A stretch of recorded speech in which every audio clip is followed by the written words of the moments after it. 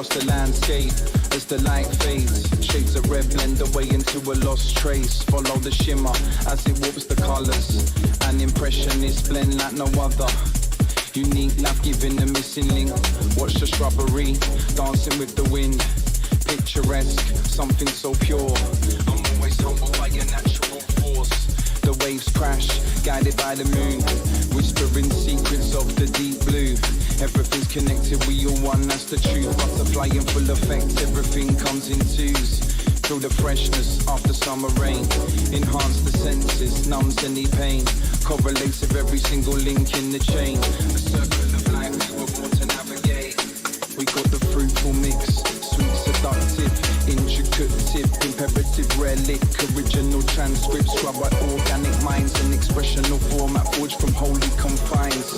No lines, false barriers, constructed in unique ways by virus carriers, spreading the cycle, connecting the dots, make me jump around, bubble and hopscotch.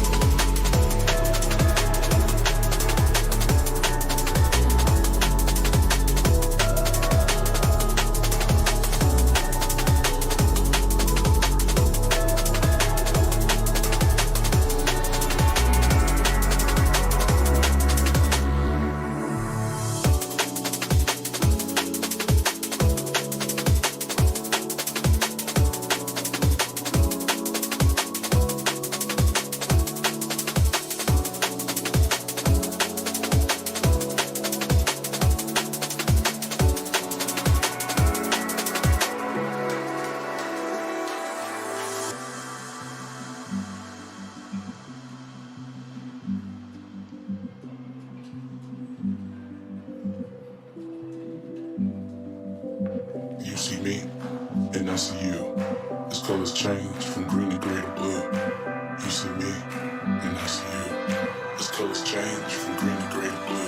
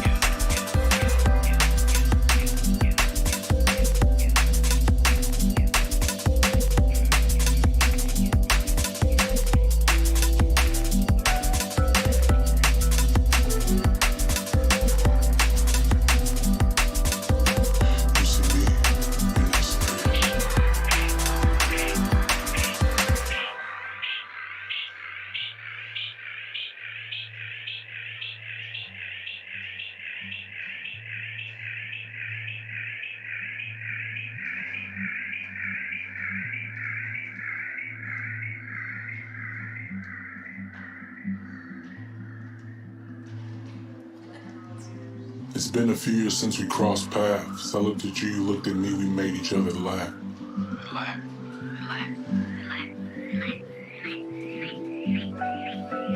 You see me, and I see you. As colors change from green to gray to blue. You see me, and I see you. As colors change from green to gray to blue.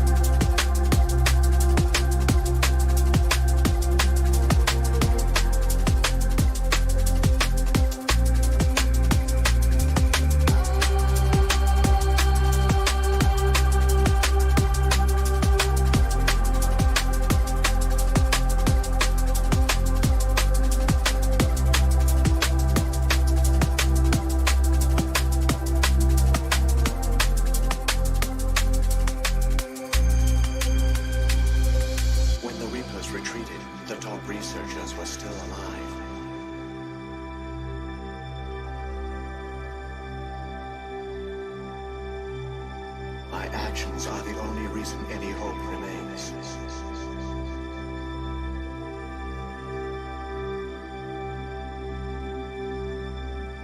A way to break the cycle forever.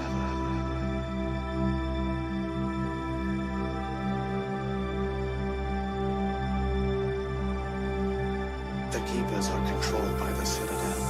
Before each invasion, a signal is sent through the station, compelling the Keepers to activate the Citadel relay.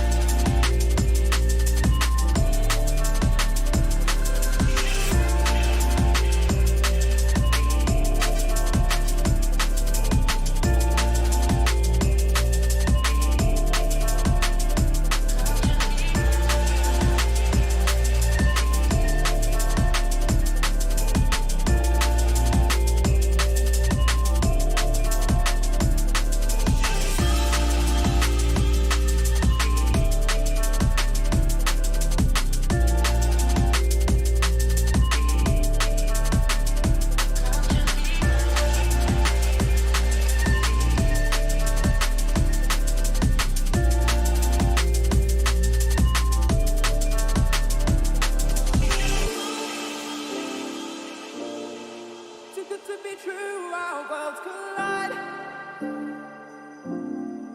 And now I understand why I spent so long on the other side.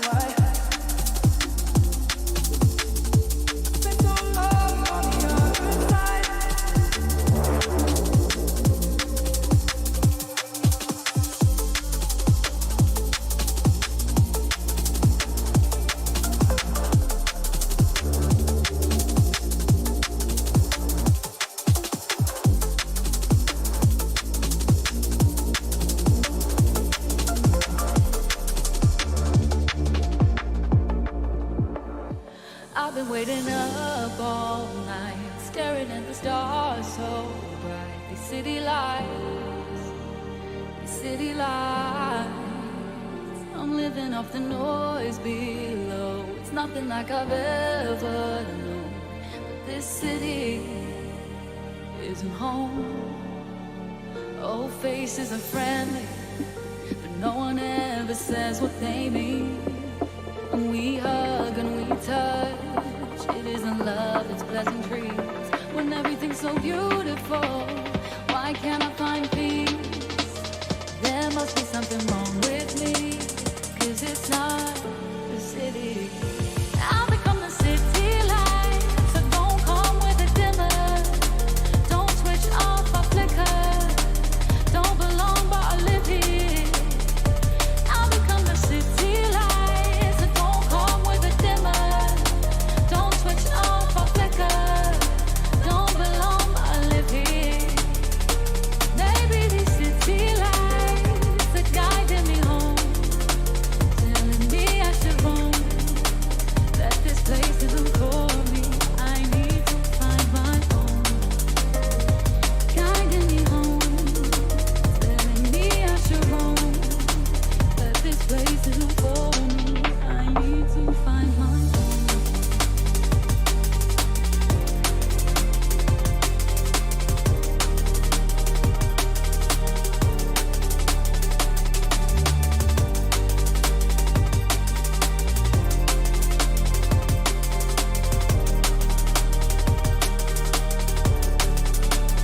Old faces are friendly, no one ever says what they mean. We hug and we touch. It isn't love, it's pleasantry. When everything's so beautiful, why can't I find peace? There must be something wrong with me, 'cause it's not the city.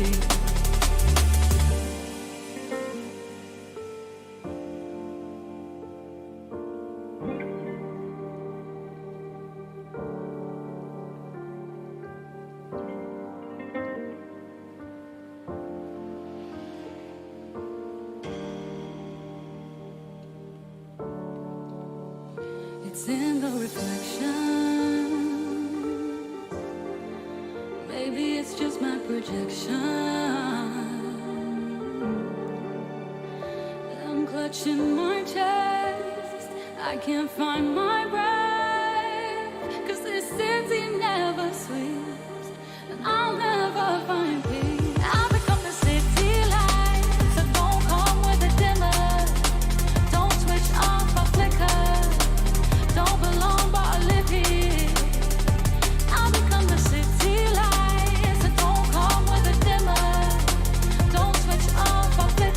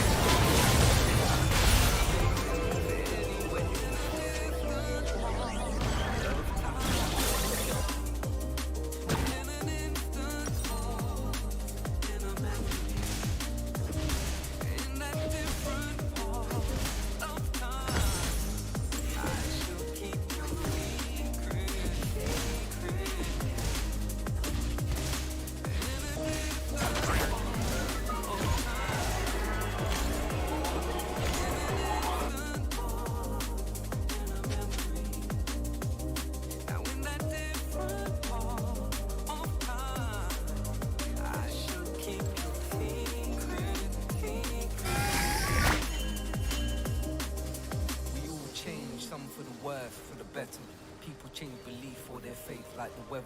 I remember back in the school wasn't cool. They used to bully you, take you to your stool. But that was back in science, now I heard they made you cry, then you would miss it.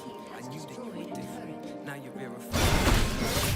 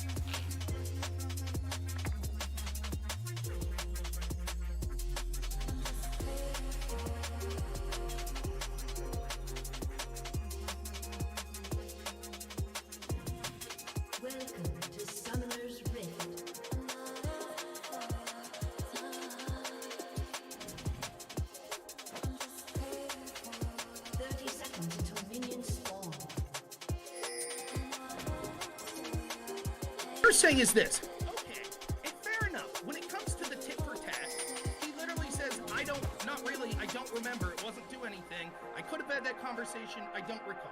That's when it comes to the tit for tat, right? That's not the lie. The lie is him saying, I didn't even know about the persona non grata stuff. That's the lie. Okay. But the indictment that we're looking at right now, though it's granted we don't have the official document. I don't think you do. I don't. Well, we can just see what he was charged with, right? Or, I'm sorry, what he was convicted of. Well, you can look, right? But what he was convicted of was the actual charge, I would assume, unless they brought further charges. But again, this doesn't say he lied about having foreknowledge of the expulsions. And you don't have any proof that he lied about foreknowledge of the expulsions. You're just like, well, maybe he did. And what you seem to be pointing to is, well, it would make sense if he did have foreknowledge that he would have done on the phone with Kislyak. But what this document's saying is, again, I'll repeat, it's saying he wasn't with the Obama administration. So he's in there panicking, and all of a sudden, oh shit, shit's kicking off. Obama's team kicked out a bunch of Russian diplomats. So all of a sudden he's on the phone, and he's talking to Okay, Kislyak. hold on. So here, this is the statement of defense right here. We can just read it. So I'm looking at like C and D here, right? On D, immediately after his phone call with the PTT official, Flynn called the Russian ambassador and requested that Russia not escalate the situation and only respond to sanctions in a reciprocal manner. If that is true, he did lie to the FBI, and he should have fallen for it. Okay, so show me where's the documents where we can find them? I don't know. This is the conviction thing, isn't it? The United States District Court for the District of Columbia. This is the. Are you saying that that's just not true? That statement there is not true? What part are you at? What I'm looking under subsection D. Subsection D. What page is it? Immediately after his phone call, Flynn called the Russian ambassador and requested that Russia not escalate the situation. Where's their proof of that? Because the only proof we have is the FBI's 302s, which I just read you, which shows that's not what he did. No. Okay, the proof. Okay, let me see if you would agree with this. If he did have a conversation with Kislyak where he asked them not to escalate, do you agree that that is lying to the FBI? No. Let me read again and tell you why. The interviewing agents asked whether he recalled a conversation with Kislyak in which expulsions were discussed, where he may have encouraged Kislyak to not escalate the situation to keep the response reciprocal or to not engage for a tit for tat. Flynn's response, not really, I don't remember. It wasn't don't do it. No, no. Wait, you're missing the most important part. Flynn was saying that he couldn't have possibly said anything because he didn't know about the persona non grata action. But he did. Again, that's... can you give me just a second to explain this? Then show me in the document where they say that's proof of his lie. Instead, what they say is, immediately after his call, he called this guy and requested that Russia not escalate the situation and only respond to U.S. sanctions in a respectful manner. Yeah, wait, this document... escalate what situation? It's about the persona non grata thing. That's what he was calling to talk about. But he told the FBI... Wait, let me finish, right? One, you're acting like, well, he had to know about this because he's on the call. He's admitting, I knew about it because it fucking happened. No, and it was in the news. He's saying that when he made the call to Kislyak, he didn't ask for he didn't ask for them not to say anything, right? Because he didn't know about it yet. It hadn't gone live yet. No, that's not what he's saying. Why is he am I talking to misunderstanding? Kislyak? Why was he talking to Kislyak if no one knew about this? In fact, even the indicting document says immediately after the situation broke. So no one's accusing him of calling Kislyak before the diplomats were expelled and saying, hey, something bad's about to happen. He's saying, oh shit, something bad happened, so I'm on the phone, and I talked to Kislyak, and they're like, did you tell him not to reciprocate? He's like, I don't recall that. And then he later says, it could have happened, but I don't remember. And you're like, well, the lie is that he had to have foreknowledge. But that's not what the indicting document says, and nothing shows that whatsoever. Hold on. Now, I do thank you for providing this. I couldn't find this thing.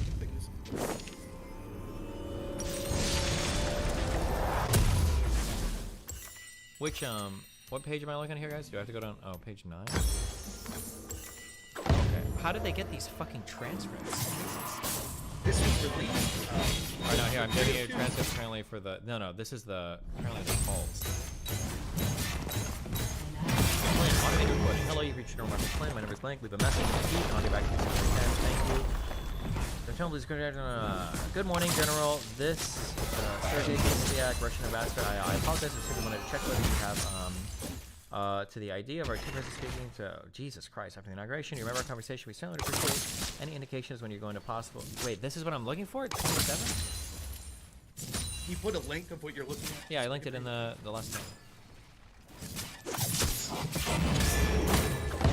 doesn't matter if he literally said have a tit for tat. He's saying it could have happened. I don't remember.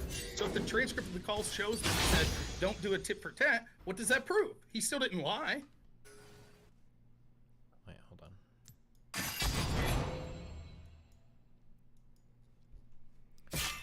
Wait, I think you just linked to this.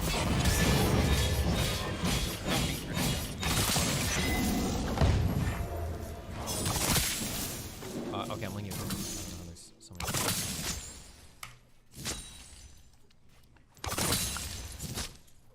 Kislyak wants to discuss Middle East policy. Russians want to convey saying the Russians are very interested in working with the President-elect's team to help peace process in Syria. Russia is thinking about an event in Astana, Kazakhstan, to January 20. Thirdly, the Kremlin would like to convey to the President-elect to organize a conversation via a secure line video between the White House and the Kremlin. It should be blah, blah, blah. Opponents ideas to congratulate Trump and discuss issues. Flynn says the President.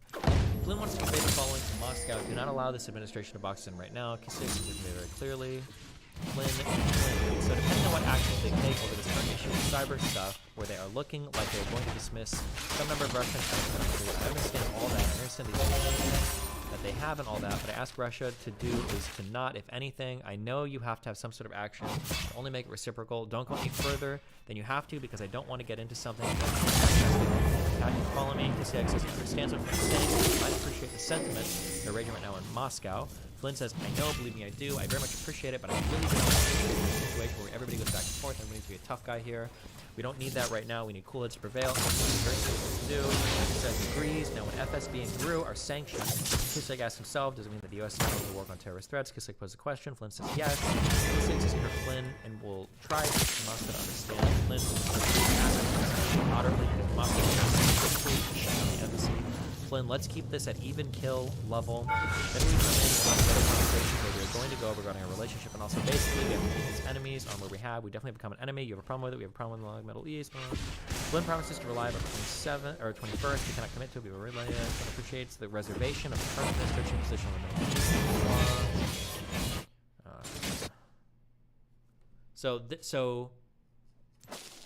basically he told the FBI that this conversation never happened, or if it did, he didn't remember it. The FBI decided that he was lying here, and you're saying that maybe he just forgot this conversation? That's where we're at this right now? I'm saying that someone saying, I don't recall it could have happened is not a lie. Why do you think Flynn ultimately pled guilty to his charges? They were threatening to prosecute his son for other things.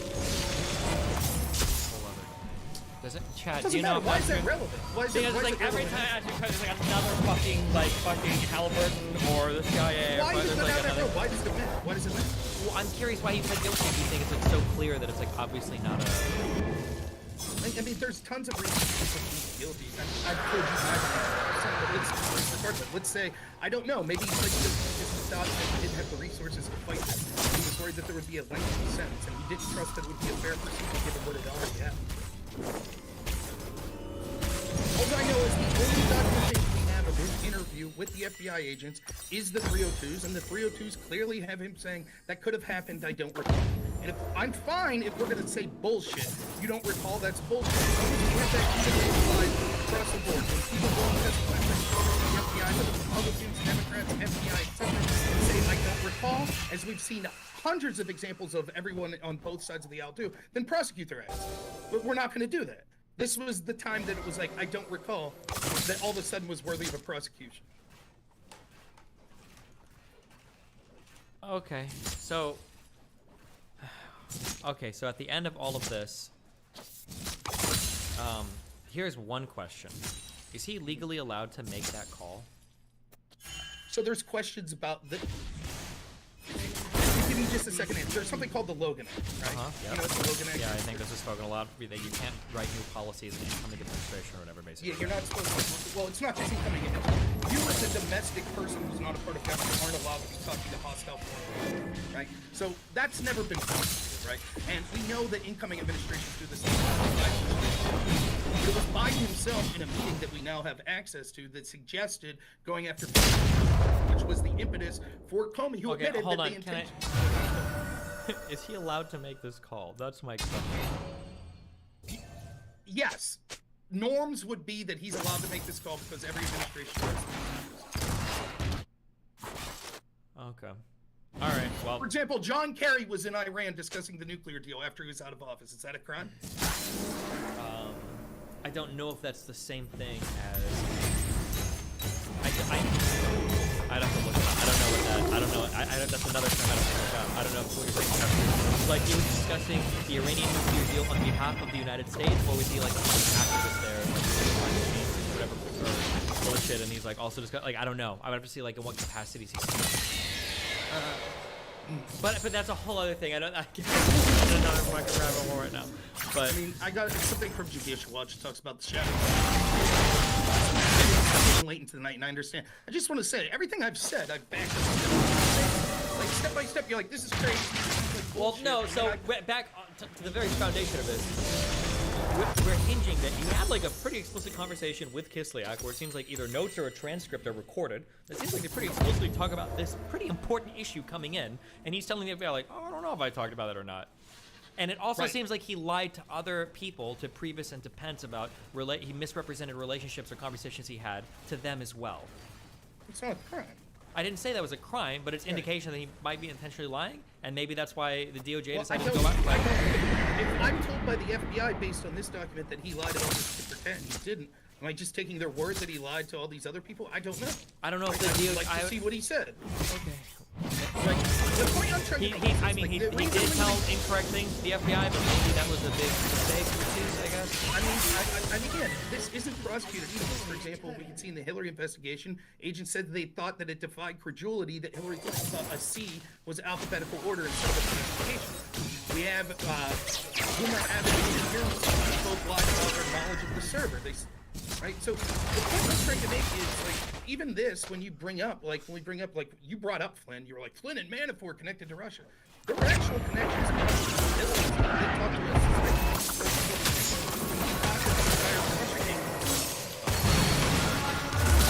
Sometimes you want to talk about it, Destiny. Let me know. We'll go through it. You can call me a crazy conspiracy theorist and then backtrack the whole time. But I do like talking. The last lefty I talked to said that he was doing ecstasy. I had to look up what that meant, and I wasn't impressed. What does boofing mean? Shoving it up your ass, apparently? I didn't know. But nice to admit that, I guess, on stream. No, but seriously, it's always a pleasure. I enjoyed it. So have a good one, man. All right, have fun.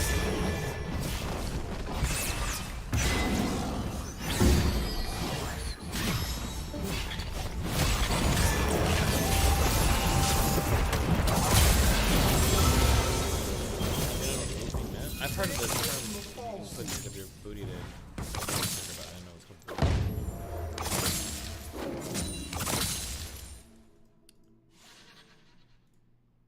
Okay. Well, how are you guys? Oh, Jesus. I wonder. Wow, did I really not get the ward over? There's a ward range on this.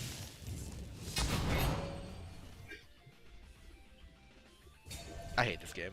Has something like this old clip from Skara ever happened to you? Well, it's happened to me. A lot. Especially while trying to do this ward top lane. I don't know how this change took 13 seasons to write, but it's here now and I couldn't be happier. No longer do I have to risk wasting a ward just because I clicked on the wrong pixel of the wrong leaf of the wrong tree one step too far to the left. Now, when your wards are on normal tasks, there'll be an outline that shows you where the ward will end up when you click at that spot. The only catch is that your cursor needs to be inside the circle, or otherwise your champion will start walking towards that area to cover the distance. The only gripe I have with this feature is that it removes a relative amount of skill to warding. Now you don't have to spend hours in practice tool repeatedly clicking on landmarks just to get a ward right. The new feature will tell you where it's going to end up. This feature is currently live on the main game, not even on PV, it just went straight in, so go try it for yourself. Just remember to turn Smartcast off to get the full benefit. What are your thoughts on the new warding? Depending on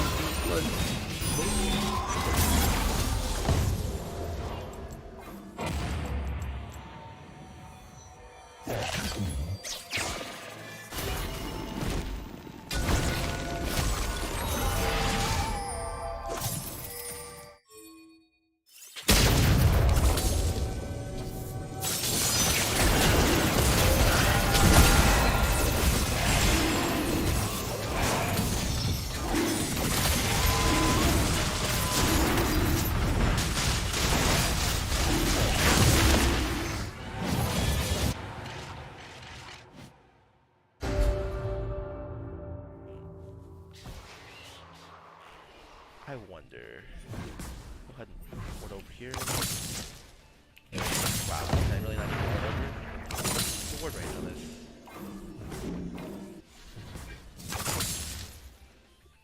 I hate this game.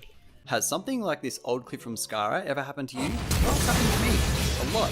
Especially while trying to do this ward top lane.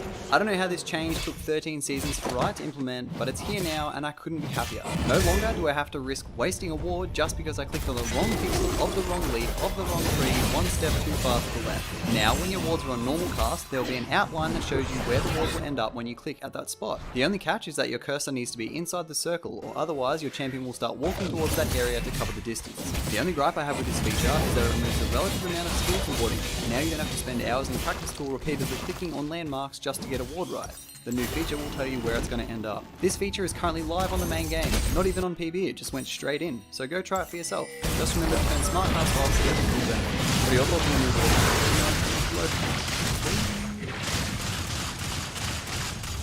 Hello and welcome to another Best Junglers episode.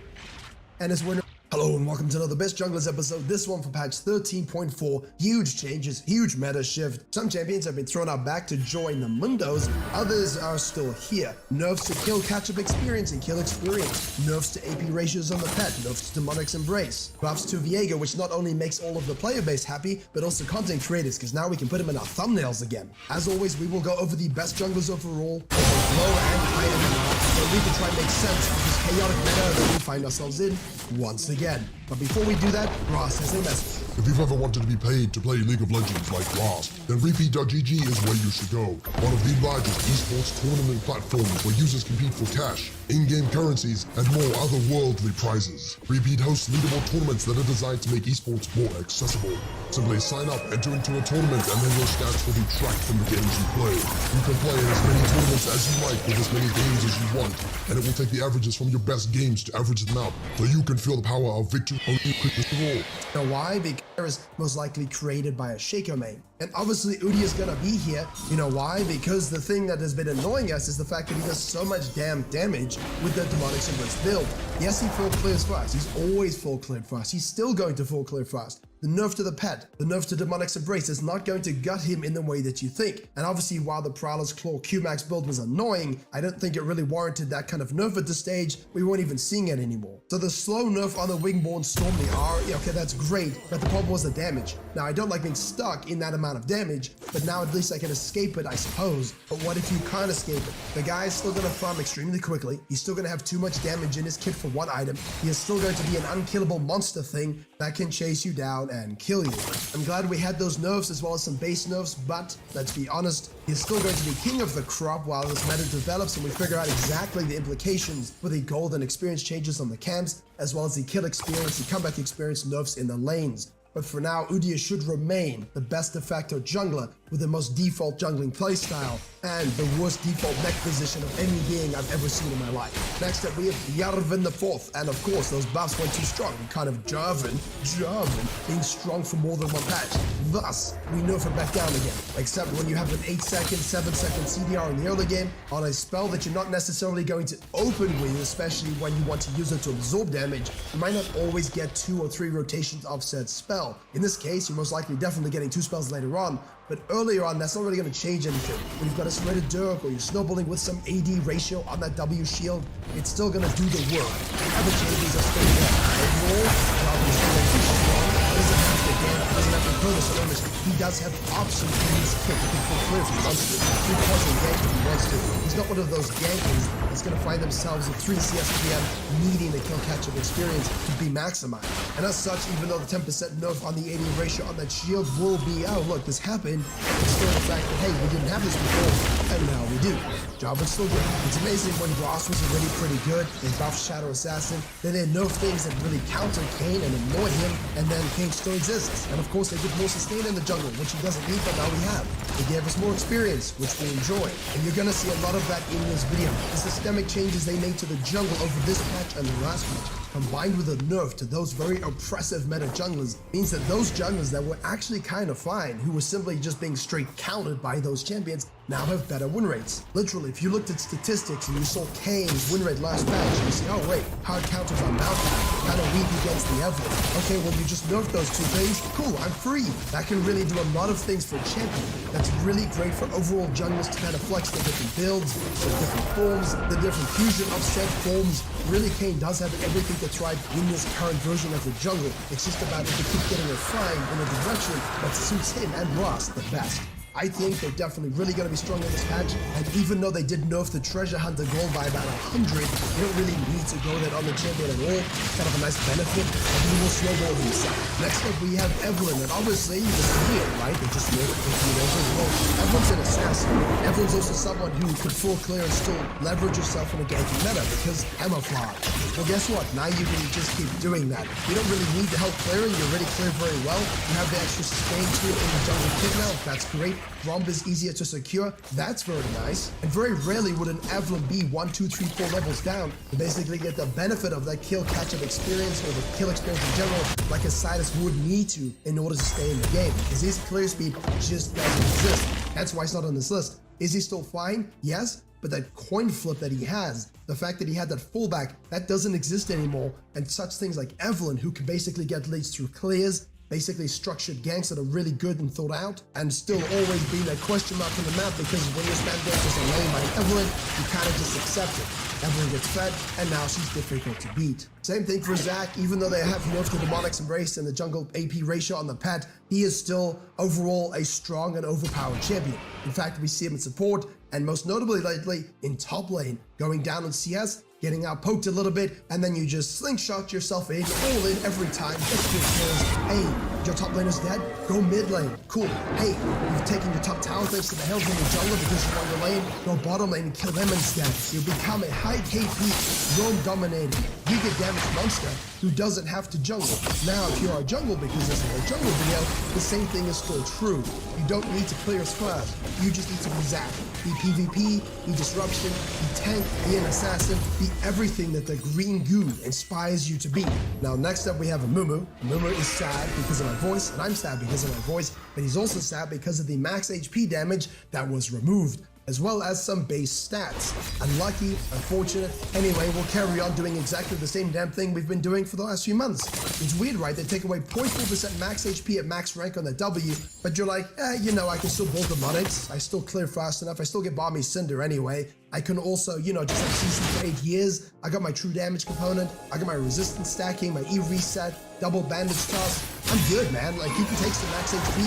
I still have enough in my kit to be interesting. And yet, no one wants to be my friend. That's a bit miserable. Next up, we have the monkey, the king of the jungle, just kidding, not really. But he is pretty good. And he doesn't really care about any of these AP nonsense nerfs. He doesn't care about anything other than the fact that Grump is easier to take. He has more sustain. And there's no Maokai. Great. Now I can basically, oh, there's no at least 2, although I didn't really care about that because of my clone. Anyway, so he, like a Limerick, will just carry on, throwing pieces, doing his thing, disrupting a snowball. Now, Wukong is beatable because a Wukong who isn't a good jungler really won't do very much. But a good monkey who understands jungle, understands how to quadrant clear 5 camp, 4 camp, 6 camp, 3 camp, do everything necessary to get that one little snowball going. And now you've got the armor shred Q, you've got the double knockup, you've got the disengage, you've got the over the wall, you've got the engage. A nice total kit with some armor shredding for those armor stacking beasts to take over games, along with a lot of damage. And finally we have Vi. A little bit under the radar, not something that I'm gonna say is, hey look, this is a dominating pick because pro players are picking it. They can't even build correctly. Like Cleaver, my friend, same for Jarvan, but at the same time, she has guaranteed lockdown in the meta where I'm starting to see your Xayahs, Izzi's, and that concerns me. And when you remove the Elise from the 14,000 times bottom lane less than and you go from Maokai from the 1000 years of success he was building, all of a sudden you're basically going to say, who will step up and lock down these champions? Fuck, Vi will. About 10 years of Chain CC for any priority target you want to take out. Really straightforward early Dragon and Herald control. Just don't overcommit for this early gangs. Excellent rotational power. When you have a few points in your Q, you can move around the map really easy, using that mobility to go through walls out of base. Use it, my friend. Great mobility tool. You go on a base, you can basically just go the rest of the base the mid. Use it to get the quicker, use it to kill the mid laner quicker, use it to rotate to the bottom lane quicker. You see where I'm going with this. Next up, we have the 18th page, and on the top we have Rengar. Now this might be a surprise to some people, but the data suggests that this cat is looking kind of feisty. Even though the Treasure Hunter nerf will hurt us just a little bit, but like most champions in this video, they are just happy that Elise was nerfed and that Maokai was nerfed, allowing them to be free. Obviously, they have the Trig reshuffle and the marksman itemization a few patches ago. Rengar has been enjoying flexing around with that, even though standard builds are still the way to go. Whenever you go from a high-tempo ganking meta, but Rengar, while he likes to snowball, invade, kill, stack the bone too, we're not looking to sit in the bush for 30 seconds, come back and do it again. We need gold, we need experience, we need kills for zone 2 stacking. We need everything to kind of really take over the game, and the balance meta is always more favorable to Rengar. And obviously with all high counters or saplings in every one bush that you walk into when you're trying to assassinate people, these things make life a little bit easier. Next up we have Fiddlesticks, and essentially Riot said, okay look, AP jungle is too strong, let's nerf that. Fiddlesticks said, wow. Anyway, so I'll just keep being a high win rate jungler that one-trick ponies love to play. Yeah, okay, good. Yeah, he really doesn't care, and obviously the 259 full clear that I put up on my shorts last week, where basically a Chinese one-trick pony was saying, hey look, I got 20 seconds tempo advantage of the regular Fiddlesticks mains. If you can figure out how to do that, yeah, there's nothing stopping you. Next we have Bel'Veth, and Bel'Veth also doesn't like Elise, doesn't like Burst, doesn't like Rengar. But because Elise is gone and of course Maokai CC is gone, we can now just do our regular things as we were always doing. High pressure jungling, high snowball jungling, getting that herald, and then snowballing the map with fishies and taking all the turrets. The champion's playstyle, as I code from someone I coached, can allow anyone to climb very, very quickly when you have an actionable, aggressive game plan that allows you to really use the champion's kit to get true form and take over games. If you don't want to be constantly playing from behind, then you need to reassess. Kindred, on the other hand, had a patch or two of just absolute horrific win rates, really random stuff that changed the crit itemization, but as we know, Kindred's ability is in denying enemy jungle existence. They can come back freely, or if they're not even in their jungle in the first place, what am I going to do? Nothing that really affected the non-high Kindred mage can still play the champion, but now you can immediately see from patch to patch a 4% win rate increase just via the changes we had. So, it was back to being an aggressive S+2 jungler for those with hands. And if you don't have hands, you can play Nunu. And even though the ganking meta seemingly will be slightly diminished, it will still exist. And Nunu is the king of that. At the same time, if you play against him, don't let him control your game plan, play it appropriately, much like a Hecarim actually, because a Hecarim is a good example of a full clearing jungler who can quadro clear into ganking early, snowball nice and heavily, rotate to Nunu's stuff, but you don't want to let the Nunu compromise your game plan. Hecarim, on the other hand, obviously is enjoying now, no Maokai, no Elise, doesn't like Kindred, but you can ban that. Once you sort out your itemization and you understand how to play with the damage items, which again, it's been a while now, but people still haven't learned it, you will easily recognize that this champion, despite the data not being what it once was, is a definite 1v9 smurfing jungler that you can use to climb with a copy-paste, easy strategy that doesn't care about spam ganking. Honestly, my voice is hoarse about talking about this horse and those kinds of things. Next up is Lee Sin. Play rate looks good. Data looks whatever. Jungle! Everybody shut up. Finally, after reading this useless I get to read the jungle. Finally. Well, first thing that started off with Rift Herald.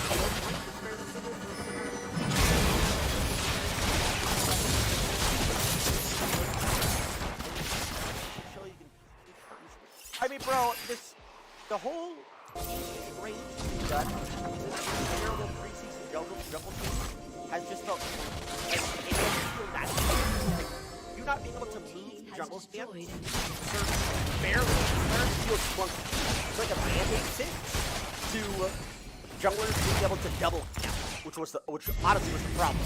Which is again a jungle problem. This was a clunky change. We have more leash range, no longer soft reset. Gromp, he is currently so durable that he's very hard to counter jungle, and his time tax and full clear is too high, which down is pretty a tad, which will scale. Dude, I'm not gonna. No shit, he's very hard to counter jungle.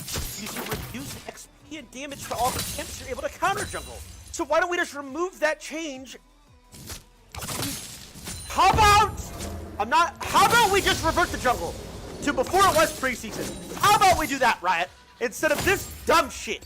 You know how bad it feels as a laner to Again, okay, so I got ganked probably 70 times yesterday in 4 games, and I got 0 gank. Do you know how bad that feels for me as a top laner playing when I'm getting ganked that much, knowing that the enemy jungler's not losing anything because my jungle can't counter jungle? You know how bad that feels? Where before, if I got ganked 70 times, it was like, okay, my jungler's getting a lead by counter jungling, taking his camps. You know what I mean? Like, that is what sucks. Okay, lower it by 150. One more spell. Nice. So they'll have to auto 1 time and cast 1 more ability. Dane. This one. Instead of the jungle, cannot use a helping hand, so bring it up to pad. Remember what? Early sustain in the jungle could use a helping hand, so bring it up just a tad. Remember this is multiplied by up to 2. What am I fucking reading? Oh, I'm not gonna lie. It looks like they're so far 3 paragraphs. It looks like they're buffing jungle, which is. It's gonna make my head explode. So, but again, I'm not that base heal for monster kills plus Fox. So they get to heal more monsters. Good for these guys. Jungling was a bit tough. They're a camp. Let's just keep going. Leader speed, AP. I feel lightheaded. AP junglers have a very generous ratio on their companions' damage. Now that the meta is dominated by these champions, it seems that ratio is a bit too generous. Demonic Embrace after the changes to jungle HP scaling a preseason made it the pre-imminent jungle clear item. But pressure on for junglers to purchase item clear effect. A lot of words. The little words do trick. What do we got here? Jungle companion damage. So it goes from plus 15 to plus 12. That's it. Okay, so that's a 3% change. So AP junglers, AP jungle companion does 3% less damage if they're AP. 3%. Is that how I'm reading this? Yes. So, like, let's say you're playing Diana. You're doing a camp. So, what's 3%? Is 3%? Let's like, do 100 damage right now. If it's now 3 damage, is that a lot? Damage seems like a lot. But wait a minute. That's good enough.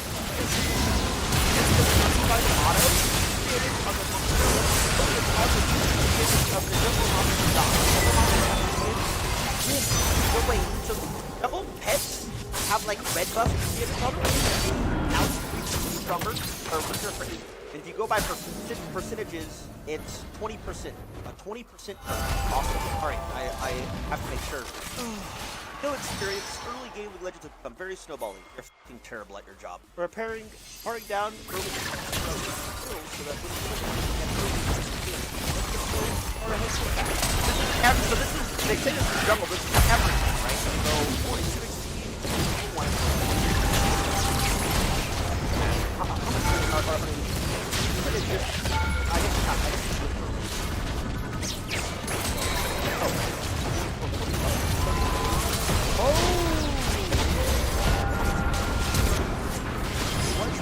Now it's 30. Was 44, so now it's 30. 49, 30. 52. Okay, so this should be considerable. 2 to 30. And it starts going back.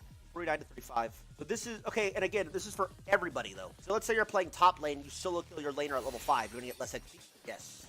See how it goes. Wait, it's over already? Comeback kill experience. The jungle kills can quickly swing players back into parity with opponents who are slightly ahead from other actions. Mechanics are built to get you within a fighting chance of opponent with a comeback system on kills, but brought you up to a level. This shouldn't shift leveling in leagues, but it should mean level leads are a little bit stickier. Catch up kill experience gained, 16% level difference between you and the champion killed to 20%. So it's a 25% buff to catch up kill. So let me try and do it. So if let's say I'm playing Gangplank, I die 5 times, but I get my Essence Reaver and I solo kill the level 9 Riven. I get more XP for doing that now? By 20%, 25%. No, I get less XP for doing that now. 25% less. I mean, okay, whatever. Whatever, this hurt my head. I'm just trying to get, they refuse to put on simple terms with percentages. So this affects everybody. This affects everybody. They're hoping that this affecting everybody will nerf jungle. This is a buff. This is a buff. This is a buff. This is a nerf. You're under no obligation to do this, but would you mind submitting yourself to a test of your deductive reasoning skills? Sure, why not? Sounds like fun. All right, then. We can begin by taking a look at these.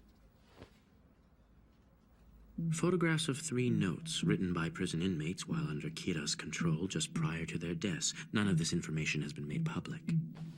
You can take as long as you want to look them over. Please let me know what you think. Very interesting.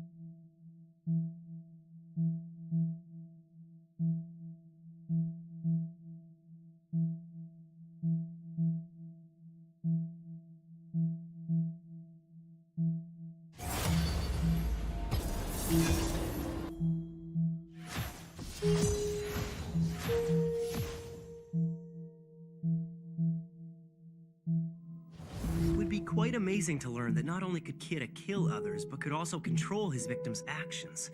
I think Kira wrote these, and it seems he's encoded a message for you as well, almost as if he's mocking you. If you line these notes up side by side and take a look at the first letter of every line, it reveals a message. Rearranging it like this gives you... L, do you know?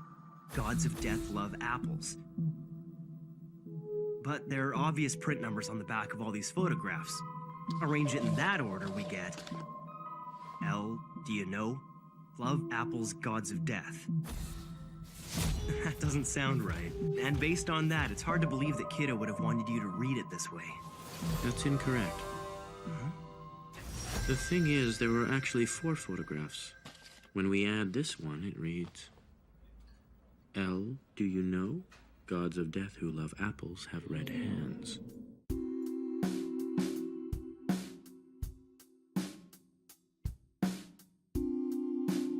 But seeing as I only had 3 photographs to work with, my deduction was perfect. No, it wasn't. The truth is, there were 4 of them. If you'd figured that out, it would have been perfect. Even though you knew the message was incomplete, you decided that there were only 3 notes. You never even considered that there might be a 4th. What do you make of that?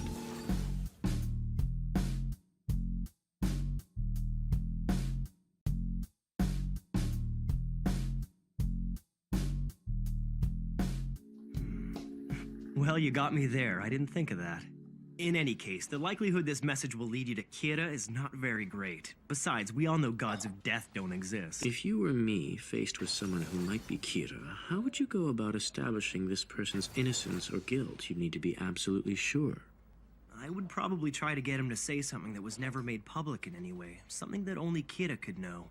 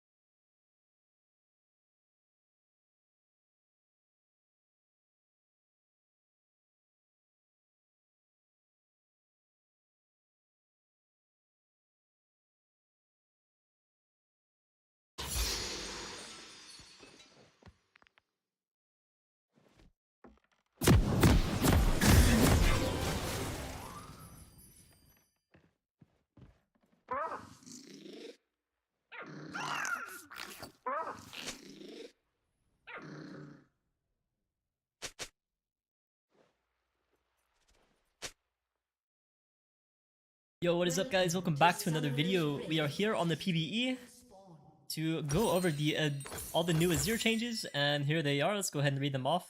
His base health is reduced by around 70. Base mana reduced by another 60. Mana growth, however, goes up by 4. And his base attack speed will go up a bit, and his attack speed ratio goes up a bit.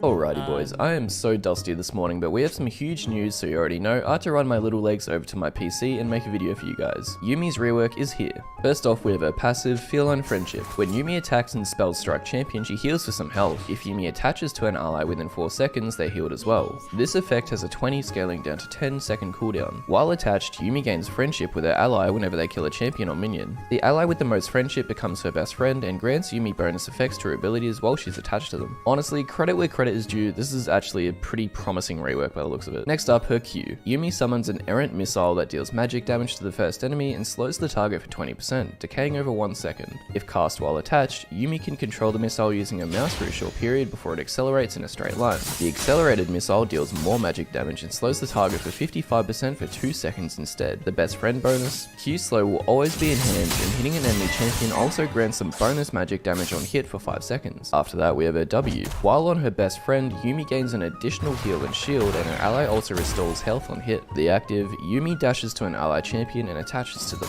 While Yumi is attached, she follows her partner's movement and is untargetable except from towers. Immobilizing effects on Yumi place this ability on a 5-second cooldown. So basically, if she's detached and she gets CC'd, she's not going to be able to attach an ally again for another 5 seconds. After that, we have her E. Yumi shields herself, blocking 90 damage and gains 35% attack speed for 3 seconds. While the shield persists, the target also gains 20% move speed. If Yumi is attached, this ability affects her ally instead and also restores 20 mana to them, increased by up to 100% based on the target's missing mana. And then we have her ultimate, and finally her detachment to cover. Yumi channels for 3.5 seconds, launching 5 magical waves affecting both teams. If initially cast while attached, Yumi can steer the waves to follow her mouse. Enemies struck are dealt magic damage and slowed by 10% for 1.25 seconds, increased by 10% per wave hit. Ally champions are healed for 35 health per wave, and excess healing is converted to a shield instead. Best friend bonus, for her best friend the heal is increased to 46 health and also grants armor and magic resist. Here's the W detach ability. It looks like best friend is in the tooltip. It would be funny if that makes it into the final game, but let me know what you think in the comments below, and if you enjoy staying up to date with League content, be sure to subscribe, and I'll see you in the next video.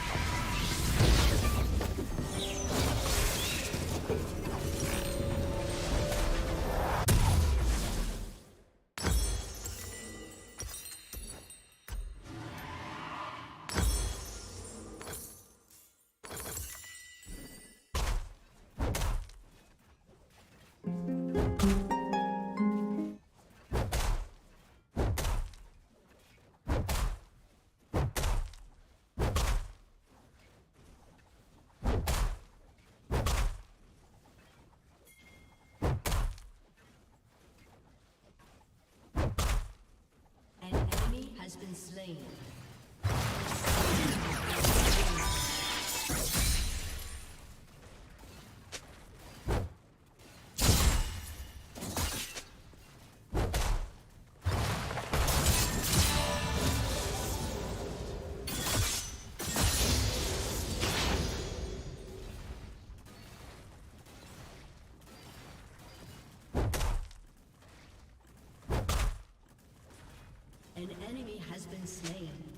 And this is the same thing, not just in the MLS, the Midlane School, but also in the Midlane Academy. When someone comes into a program for the first time, you know, they talk a lot about the mid-game. And I end up, now that I've started pushing out lessons in my Midlane School, I've spoken about Champ Mastery, I've done a lesson on CSing, wave management, theory, wave management execution. Now I'm going to do one on reset soon, right? All focus on mid lane fundamentals. People are now slowly getting it. They're now starting to realize, oh wow, yeah, if I can actually manage the wave and last hit well, this actually does massively change my early game. I can see the cogs turning and the questions are changing. I actually answered I saw a really good quality question today that I answered in the League Chat channel, and it said, Curtis, was there any way that I could have froze this wave? And we got into the weeds of this like wave and how he went for a high value E. I'm like, great. He's playing Victor, playing high value E laser on the wave. He used his W on the wave to like try and slow down the wave. I'm like, great. And I mentioned the concept of making the enemy sweat for the wave to get it in. Yeah. Because you can sit back and relax and let them get the wave in easy, or you can make them, it work for it. Yeah, make them burn mana and resources and cooldowns, and that changes the game massively. And I just kind of, this is a great little like discussion because we're talking about the early game, level 4. Like, that was it brought a massive smile to my face because I knew this guy now is starting to get it. He's starting to get that this is what League of Legends is about. Starting to understand the game big picture. Big picture. It's not so much like early game, mid game. Like it's just like this is the way it works. Because the thing about the early game concepts, especially with lane, is waves are the foundation of the game, right? It's like really that's what everyone's decision making is based on, even waves. the junglers. That's right, waves. And it was just made me really happy to see this question contrast to the type of questions that I saw at the beginning of the program. Now, I kind of led on. You know, we did a big the other day a big discussion about this topic as well. And again, what I say this, right? I have the exact same experience with you. There's clients in the MLA, again, my high related program, where they get it. They just get it. Yeah. Like I'd say clicks, get right? it. Sometimes I have a couple that actually surprise me, like how hardcore they are. Sometimes, like they will say, like, "Oh, this is end of review, isn't it?" I'm like, "Oh, I was actually going to keep reviewing, like maybe another situation." Like, you know, I'm pretty happy to end it there. They really they get really it, right? understand. But then you see those people that don't get it at all, and then you get the people that are kind of in that like middle ground, right? But that's where I think most people are. They're in that middle ground where they're kind they of in the middle ground, right? Now, the reason, the conclusion I came to with this, though, right, is that I found that there is no way to, like, you can't get someone from who doesn't get it to gets it in a short period of time. It actually takes a long time, and there's a reason for that. My theory is that for mid lane anyway, until you feel what it's like to have a great first 8 minutes with all the fundamentals joined together, and it's like a feeling. It's like you're Super Saiyan. It's like all the pieces then click. It's like, okay, I knew what I needed to do with the wave. I knew how to do it with the wave. I knew what my matchup was. I knew when to lean and ward. I knew how to get a good reset. I knew it all ties together beautifully because in mid, waves, resets, warding and leaning, they're all conjoined. They all join together. Yeah. They're all interconnected. And once you get that and you get how those concepts connect, and you for the first time, when you experience that perfect, really good quality 8 minutes, then and only then will the client get it because it's a feeling. You're like, oh wow, yeah, I'm actually now hitting it to 10 minutes. I've got great farm. I'm way ahead in tempo. I'm getting pressure. I've got vision. And they realize that there's really low chance I'm gonna lose this game. Like I can just close out this game pretty easily. That's right. And so I don't think there is a way to really. The only way to streamline it is really keep drilling the fundamentals of the game, and then get them once they understand it and they can execute upon it, and then again and again, and once they execute on that one time, it all clicks together. This smooth sailing. It reminds me very, very similar actually of my experience skateboarding as a kid. Where I remember when I first did like an ollie for the first time, right? Where you like just jump on the board, right? You would grind for ages. I remember I couldn't ollie for ages. I just kept trying, and then you do it once. And then once you do it once, you can just do it every time. It just clicks. The feel, you know what that feeling was once. It all takes is once. The same thing happened for a kickflip, and once you drop in on a ramp as well, same experience. It's weird. It's just that one time, and I've noticed it in League as well, which is very, very fascinating. All right, so let's go back to our example here, which I think will really encapsulate everything we've just said. So let me get on my glasses so I can actually see this. All right, so back to our Brazil player, Master on Ghost. So I have two screenshots. This is the mid-game one where he was like, okay, I want to figure out, how to win this game from this point, all right? So do a quick exercise, Ghost. I want you to analyze this and tell me what I see, what you see here. Okay, so he's the Kindred here. So it's 16 minutes in the game. He's got a dragon. He's got a swing versus a Riven. Riven's behind. He's got an ASOL versus an ASOL mid here versus a Talon. And he's got a Karthus here at 1.5 items. Kindred's at 1.5 items as well. Bot lane, yeah, 1.5 items. What is that? Is that a Jhin? Jhin thresh into a Varus. He has a Varus Renata, and they're 1 and 5. And the gold leads 3,000. He's 3,000 gold behind. Well, the game is on him, right? That's the first thing that the game is on Kindred, right? There's no one else that can really take over this game, in my opinion, apart from Kindred cannot make another mistake. It might already be over, right? He does have 7 marks, also it's pretty fair. Right. So what I so you know how you're saying that like the game's on him, right? So I was explaining to Ghost the other day. Obviously, we're trying to teach and like give you like consistent things you can apply to all games. When I see this game, this screenshot, which will be up on the screen for our Spotify podcast listeners, you can get to check it. This is a game where he has basically no win condition, right? Full AD composition, full AD, lethality Varus. Everyone's losing on his team. Aurelion Sol's scaling, like he is like this is a game that's actually rare. This is actually pretty rare in terms of the game. Like you have basically 0 win condition except for yourself. But I would if I saw this screenshot again, the first thing that comes to mind is that he's contributed to this situation. Yes, that's correct. Right? Like there's no way that you would have 3 losing lanes, right? He's obviously done something wrong. He's got 4 deaths, right? Like a lot of the time when I look at this, like sure we can review this and we can try to figure out a way to win, but a lot of the time if I'm looking at the screenshot, it's like, well, the game's already kind of been decided in my mind. And the key thing as well is that in terms of your overall journey, figuring out a solution to this type of game, I feel is just not worth the effort. Yes, I agree. All right, so this is not the reason he's master. No, that's right. You know, like this is if I'm planted in this game right now and had good chain master on Kindred, I genuinely said I don't even know. I don't know how to win. Yeah, right. Yeah. It's really hard. But the thing is, it doesn't mean there isn't a way to win. No, right? Because people make mistakes. Catch people off guard. Obviously. People make mistakes. No one's going to play flawlessly. But in order to win this game, you would have to play like out of your mind. Like you would have to be like a challenger player to win in this master game from this situation. And even then, that's not even reliable. Yeah. And that's the thing that we're trying to remember. That's when we're reviewing. That's what I'm saying. The toolkit that I'm trying to give everyone is like, what we're looking for in our reviews is like something consistent that we can sort of take away. Right. And I mean, obviously, you and I are a bit more experienced, so we can identify this really quickly. But some games you might feel it's like, this is too difficult to. So what you're saying is that like this is an example of like someone might see this and then try to problem solve. Yeah. Right. And they spend half an hour on this. Right. But there's just nothing that we're going to get here that's consistent for another game. Yeah. The main reason where that comes from is just if I were to like to streamline it, it's like you got a full AD comp, and everyone's basically behind. And you're against a free scaling. And you're versus scaling comp, and that's it. Like this is just an incredibly difficult game. I would keep on going on this screenshot, but there's something I really want to talk about. It's so scary because it's the exact same thing I said today in a fight with the master client. Okay, awesome. We can go into this. Alright, so now given this screenshot, guys, I want to show you now. Great, I don't even need it to you guys. All I'm going to do is show you a screenshot. I'm going to be able to pick this up instantly. This is the actual game losing mistake we talked about in the review. This is where it was in the review. Let's take a look at this. Alright, so you can analyze this, Curtis. Alright, so again, top's losing. So that's we're not going to go top side. Kindred's 2-1. Karthus is true. Yeah, okay. I mean, I literally, I just looked at the minimap for 1 second. That's it. I already know it's not going to work, right? Because ASOL has moved. Talon's under the tower. Yeah. This is not going to work. And look at the wave state. It's not going to work. Yep. That's right. So, and that's the great thing about this, guys, is like, I don't even need the clip. We can just instantly identify from this bad state.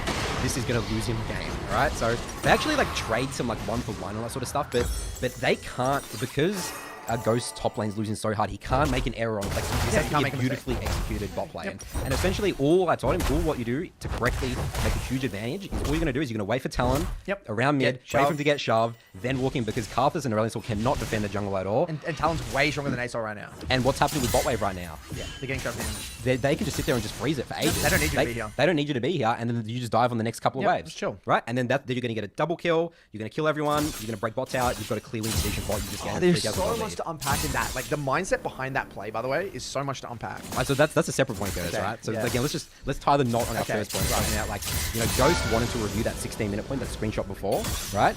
But yeah, that's what I'm saying. It's the same game, right? Yeah. And then this is the 9-minute. This is the play where he couldn't because his top's losing so hard, and you have clear responsibilities. This game, again, going back to you're on a time in this game because you got a pretty heavy AD comp. You can't mis-execute these type of situations because it's just one of those hard games. When I look at this, by the way, straight up, this type of game. This to me looks like one of those games, like, you know how we talk about, like, people talk about win rates, right? We talk about how most people are going to climb with like maybe a 52 to 55%, right? If you're winning these games, you're in like the 60% win rate bracket, you know? These are the things that tip you over the edge. Yeah, like if you're winning these games, you're climbing very far. Most people don't win these types of games. Like, you have to play very, very well. You have to play significantly above your elo bracket to win situations games like this. That's like something. That's like a important to think about. It's a really good mindset. I agree. Yeah, just to reiterate, tie this all together. Yeah, like I have noticed that tendency, people to kind of over review unwilling games. I'll talk about this one today, right? So again, Valk, he's a Katarina one trick. Did a review today, and it was a Katarina game. Right? Look at the comp he was versing. It was a Annie mid, Maokai jungle, Nautilus MF bot, and I think it was a Riven top or something. It was like every member of their team, minus the AD carry, had hard CC, right? And his top lane, lost lane, right, was getting like solo killed, and they died on they got late invaded level 1. Right, his Vi got late invaded level 1. So already I said, this is an incredibly, like before I even looked at the gameplay, I said, just look at the comps, that's what I always do. I was like, this is an incredibly difficult game where you can't really afford to make a single mistake because you're just not going to win. Like, if you get all the kills, you're still going to lose because they can just dogpile you. So then what happened? Yeah, they get invaded level 1, and I'd say that's his fault because he didn't cover the entrance.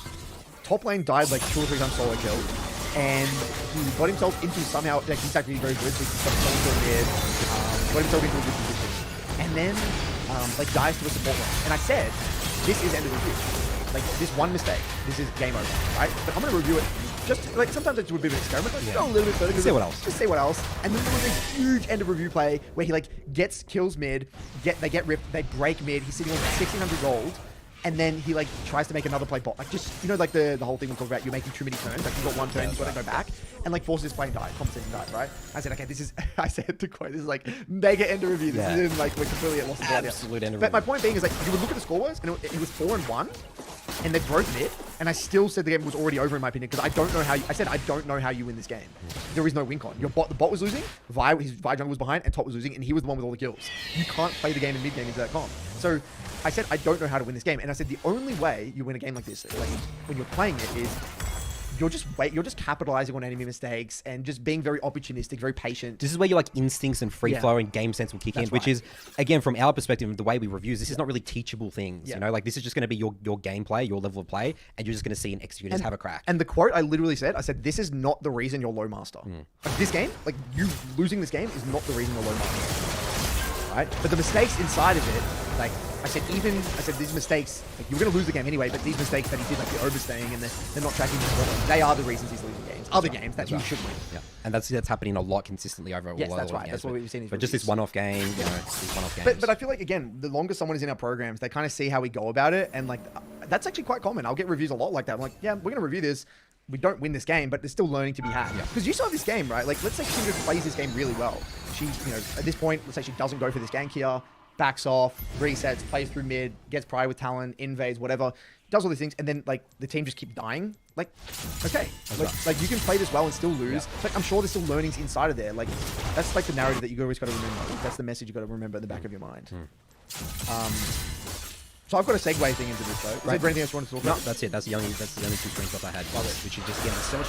I love it that League is a game where so much can tell us in just one screenshot. Yeah, one screenshot, you just instantly know. It's like this is like that meme. It's like that video is like this is when you know like I fucked up. Whatever. It's like like that's what it's like. Yeah, it actually is. What?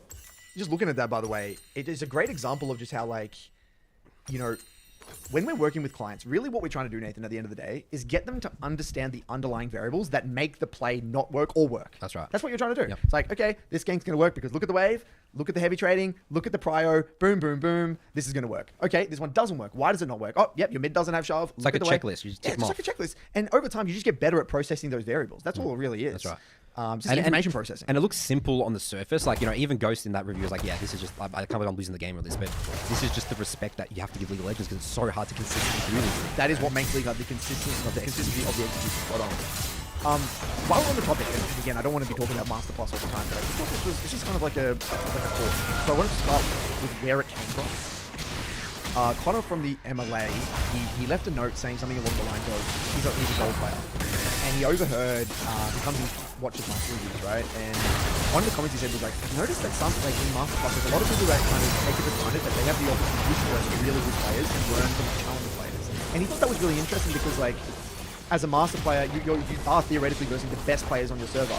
And he kind of viewed that in a he's like, oh, isn't that like, I feel like it's a missed opportunity. These people are kind of demoralized, or they're not viewing it as a cool learning experience. Like, he was viewing it through a very positive light. I'm like, that's awesome. Like, you're versing the best players. You can learn from the best players. That's awesome, right? And I'm like, that's cool. That's great. You're spot on. Like, that would be a great, in theory, that is a great mindset to adopt. And you're spot on. But then I proceeded to explain why that really is difficult to do in reality for most Master Tier players, right? So I want to take a second to break this down.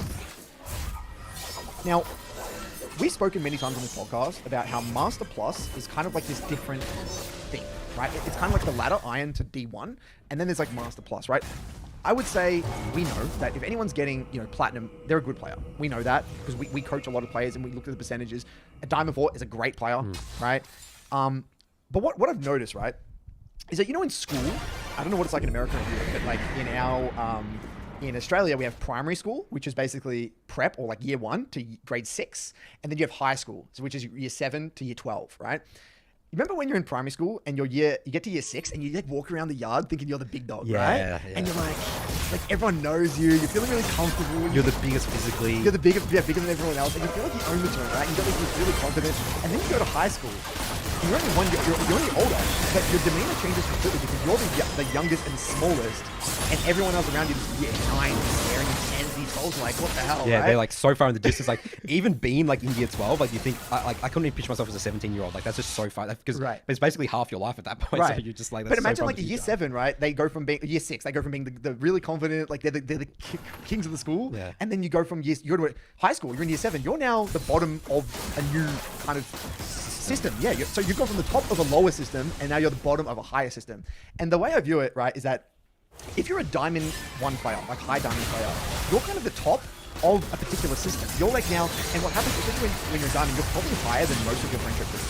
Right? And everyone's like, oh, you usually get an ego. It's like, I'm Diamond 1, I'm Diamond 2, I'm better than usually all my friends. Like, you start I'm really close to that next, because that's the thing, same thing with everyone's getting hyped up. It's really cool. It's like, I'm going to high school. Yes, it's like I'm getting promoted. You're close to it. You're close to it, but you're not there yet, right? So you're strutting along with all this confidence, right? And you're like, you think you're the king of the world, and like, a lot of people, especially high Diamond players, they have an ego. They actually develop a bit of an ego, and they think they're the best, and they are really good players, right? And then what happens, you get to Master. And now you actually, we know this, like that is kind of deemed the high elo community. Master Plus is kind of the high elo community. You've now entered a different paradigm. You're in a different area. You're in a different school, essentially, right? And so now you're the bottom. You're the bottom of the barrel. If you're Master 0 LP, 50 LP, 100 LP, you're at the bottom of this very, very daunting system. Now, what happens psychologically is that now you've gone from being the top to the bottom. And now that confidence, it's like there's remnants of it. You've still got like a little bit of an ego there, and you've got that little bit of confidence there. But what happens in the way the Master System matchmaking works is that you are matched in a wide variety of games. You're in games where you are the highest and you're versing diamonds, but then you'll be placed in the odd game where you're in like versing high GMs and maybe the odd challenger randomly in a morning queue, and you get annihilated. And you're like, oh, okay. That's different. That's not what I expected. And you get shit on. Like you as if like when you're versing a gold, like you toy with a gold player as a Diamond 1 player or a Master player, you're getting toyed by a 700 LP player. Like literally tossed around with the rag, right? It's that big. The difference is that big. And what I've noticed is that this takes a toll on the curiosity factor and that time back to Connor's statement, why people lose that whole, that's a really cool opportunity to learn from people better than you, because you don't even feel like a lot of the time as Master players, you don't even feel like you're worthy. Like it's so daunting. That gap between low Master to Challenger is so daunting. Like think about it, the LP difference is like 800, 900 depending on the server. Going from Platinum 4 to Diamond 1 again. Think about that. That's low Plat gold to Diamond 1. The gap in skill is probably even bigger than that. Right? And so that I feel like this takes a toll psychologically, mentally on a lot of Master Tier players. So they have two choices. They can say, screw it, I'm not even going to compete with that. I'm not even going to attempt to try and promote here and kind of conveniently place myself in like the I'm better than everyone else mentality. Or there is that other mentality, which is, you know what, I'm going to have a crack. I'm going to be curious. I'm going to pit myself against these guys. But then that's when you need to really break down the ego and get curious and figure things out. That's correct. So there's this weird transition period of a Master Tier player, like psychologically, that I've noticed. So I can identify what sort of Master Tier player I'm working with. Are they in that phase where they're the best and then they haven't truly tackled their ego and broken it down and are ready to, and they're not, those players aren't ready to take that challenge yet. They're not ready to take on the gauntlet. They're still in like grade 6 graduation phase versus they're I've reminiscing on started that. year 7 and I got my books and I got to figure out my locker code. Yes. And like I got to put on a blazer. Yes, they're reminiscing on the past. They're reminiscing on those days where I am beating everyone, or like I'm Master, I've made it. But you've got to let go of that. To actually truly embark on that journey to become a challenger player, you've got to let go of the past. You've got to really just be you're now at square one. You've got to develop that student mindset, talking back again, going back to what Connor said, you know, being just curious and grateful to verse better opponents and just learn and just be shit on and just enjoy that. But that is very hard to do. As we all know, going from school, I don't know how it works in America. I think it's like middle school and I don't know how it works. There's like 3, I think, in America. I'm not even going to guess, Curtis. But my point being, we've all been there where we're the younger kid in the new school and we know what that feels like, right? There's the odd person that is excited, but for the most part, we're all shitting ourselves and we're all very nervous and we're all like scared and we're intimidated and we're not ready. We don't feel ready to take on that journey. So that's just my little observation. That's really interesting. The psychology of Master players. I've used that analogy and I think you're spot on. I like it a lot. And something I haven't really thought about, but you're right. Some people haven't really wanted to start year 7. Yeah. And so I think that the challenge, and so another analogy I've been using for Master Plus right now is this. I said, I view it as like this. 0 LP to 1,000 LP is 1,000 puzzles. Okay? You got to face and solve 1,000 puzzles. And so the 1,000 puzzles are basically, in my mind, it's like 1,000 unique, complex, you know, kind of tricky situations. If you can rock up to these 1,000 puzzles, figure out the solutions to these 1,000 puzzles, you make it. Like, you actually will make it. Okay. But the problem is, it's not as simple as, oh, there's a puzzle, me solve it with a problem-solving mindset, curious mindset, get the solution, move on, implement it. It's, oh, this one's hard.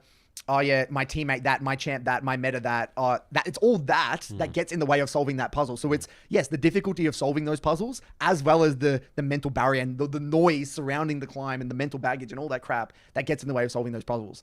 Master Plus is a different beast. It really is a different beast. I mean, again, you're going up to, you're pushing the top 0.000%. Like, it's insane. It's very hard. It's funny that I mention blazer. Americans don't even have uniforms. Oh yeah, they don't have uniforms. Yeah. I think in some schools they do, in private schools in America. Oh, do they really? I think. I'm pretty sure, but for the most part, it's a casual, right? Europeans, I think, have some uniforms. That's right. In Australia, we all wear uniforms. I know Italy did. There is not a single school in Australia, right? Like, I've never seen a school that doesn't wear a uniform. You know what, as well, what I'd love to see in the comments, because we don't understand how the American schooling system works, like break down the ages and then what it's called, like...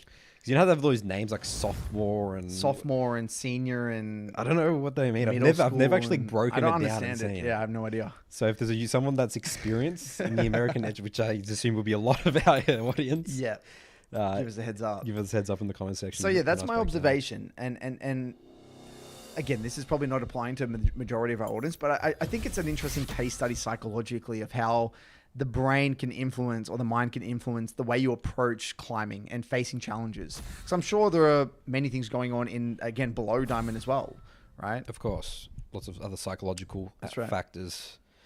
All right. Next thing that we have to cover, because we're going to get asked about this, obviously, is Riot Games have announced LP changes. Okay.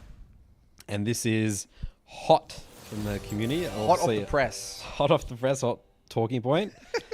All right, so this is the quote from Riot Medler. So they made a video talking about, you know, changes again for the game and sort of stuff. And he mentions, okay, one thing that we missed from the video, I figure might also be of interest coming in patch 13.4. I think you might be right about that one, Medler. Beyond interest is that we'll be increasing LP gains and losses from an average of 15 to an average of 22. Should get people to appropriate ranks faster. We're making the change based off feedback received and because we'll have 2 seasons in ranked this year instead of just 1 like we used to. So it doesn't seem appropriate to stick with the same things. And for some more information, so, you know, when they say 15 plus and 22, that's basically the same. So currently, if you have like an account that's MMR's dead on, is correct for that rank, like it's like Plat 2 but Platinum 2 MMR, you'll gain plus 15, minus 15. And if you have a complete spot on rank now, if you're Platinum 2 and you're Platinum 2 MMR, now it'll be plus 22, minus 22. Right, okay. Cool. But it could go. You could have higher than that, obviously, if you have Yep. better MMR, or lower than that if you have worse. So someone have an example here. It's like, okay, so if my LP gain currently is, for example, 25 LP a win and 5 for a loss, that means that's a really, really good MMR. Really good MMR account. Then he said that would average out to 40 a Holy win and 10 a moly. loss. Right. Around that. Yeah. Which again, it's all relative, right? So this is the thing we need to tackle because everyone's going to talk about this. All right, so this is where I'm going to go on this go. So we got to remember at the end of the day, Let's talk about guys. MMR. Let's talk about MMR. You want to talk about MMR? No. Okay. Let me do my take first. Okay, what's your take? All right. I hate talking about I do want to talk about MMR. Okay, we can talk about MMR. So at the end of the day, guys, we still got to remember, people might all be excited about this. It's like, yes, I'm going to be able to get to my rank faster and stuff like that. Remember, guys, the system, it's a competition at the end of the day. And, we like to not say that it's like, you're still against yourself, right? We still have that message. Yes. It's still you and you're against yourself.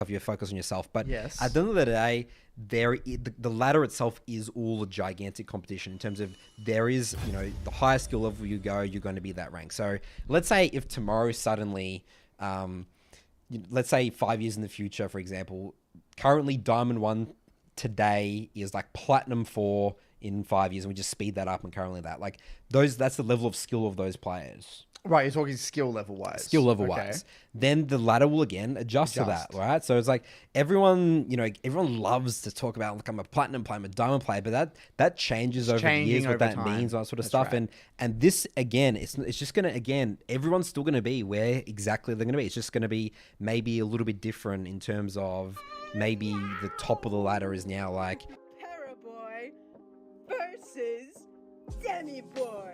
Hey.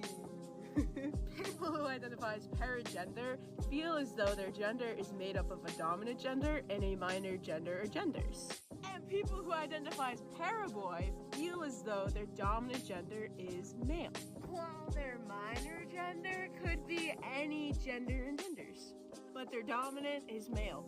Versus people who identify as demi-boy, who feel as though part of their gender is male and the other part could be any or multiple genders. The only difference between paraboy and demi-boy is people who identify as paraboy know that their dominant gender is male, while people who identify as demi-boy feel as though their gender is partly male. People who identify as demi-boy may feel that part of their gender is male, but it doesn't necessarily mean that it is the dominant gender. Versus people who are paraboy who know that their dominant gender is male. Not every paraboy and demi-boy are the same as other paraboys and demi-boys, and they may identify as any way that they want to identify. But we're paraboy and demi-boys! Yeah.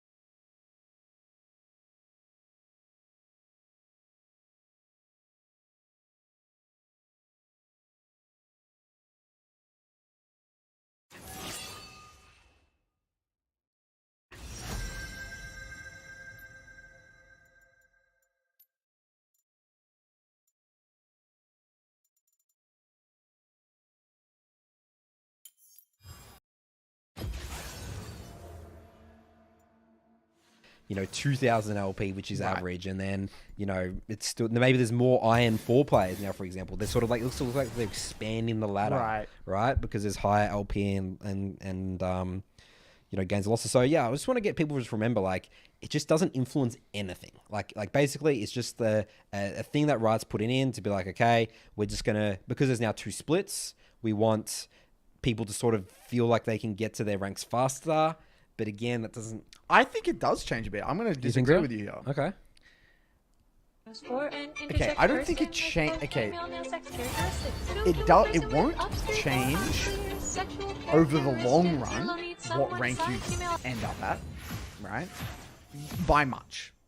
Okay, let me caveat by much. Again, depending on the amount of games you're playing. But it does change the swings a lot. Okay, so hear me out on this one, right? So let's say you're, like I said, P2 player. And you know how we talk about maybe a champ can come in meta. Maybe you pick up a gimmick, right? Or let's say you get lucky. These are many things that can happen that can give you that boost. You know, before we would say, can sometimes be upwards of 200 LP. That's now changed a lot, right? That could be upwards of 300 LP now, potentially, if not even more. Which would be like the difference between D2 and D1. That's right. That could get, if you're P2, that could get you to D3, D2, potentially. A gimmick, right? Yeah. Is my point. Now, that doesn't mean they are a D2 player, but it just means that the swings are going to be significantly bigger. So rather than we've got like maybe 100 LP swings now, plus minus 100 with your rank, it could be plus minus 200. So what I think is going to happen in the short term is that people are going to panic. Because if you get unlucky, you get an unlucky 3 block, you go lose 3 games, right? You're going down potentially minus 60, potentially even 70 LP. Yeah. That's nearly an entire division. You're going to be, what the hell? I've now gone back with 70 LP. Now, what's that's going to do? That's going to cause an emotional response in someone. Potentially. Again, I'm just going to say this is an idea. Because we know people can get very mixed up with LP and very emotionally attached to LP. And then that could then influence their future games. Because they're saying, oh my God, I'm down minus 70 LP. I gotta win. Right? If I lose 2 more, I'm out of this division. right? And so what I'm afraid of is that the people that are sensitive to LP changes, this is gonna, it has a high highs and very low lows. And this, for if you are an LP sensitive player, even though you may be thinking this in a positive, yes, I get to my rank faster, I would be, if anything, more cautious and being like, holy moly, if I lose 6 in a row, I've now gone down over a division, right? Like, you're losing a lot more LP. So this is, in my opinion, a warning sign, and I think we should be really kind of send this out as like a help to people, a bit of advice. If you are sensitive to LP, the no-look challenge and not looking at your LP is something you might really want to investigate. Probably even more important now. It's probably more important. That's what I think. That's a good point. So, yes, I don't think it changes anything to do with skill level at all. And in the long run, with a lot of games played, it won't really change your rank that much, but it will change the swings. Now, the other point here is that it could actually change the rank that you end at if you're not getting a lot of games, right? It could. Because think about it. If you're, let's say you're a player that doesn't really get a mass amount of games. We talk about how your rank usually, like, you kind of end up at the rank you're meant to be over a large amount of games. But again, if someone's not getting a lot of games in a season, in a split, this system, in a way, I think it actually helps them. Like, I think it actually helps them in a way because they don't need to get that mass amount of games in to get the rank that they want to get. So I think it's overall a huge positive for the community, but again, comes with dangers. Yeah. So yes, so I'm potentially bracing myself in the Midland Academy right now for people going to come screaming at me if they have 206, 203 blocks. I'm ready for some fireworks. That's so your concern is that because now that we're losing more, it's going to be more cause of effect of more explosions. And okay, let's talk about the flip side for a second. Let's say you get a client, because we see this all the time. They get really happy because they get a bunch of LP, right?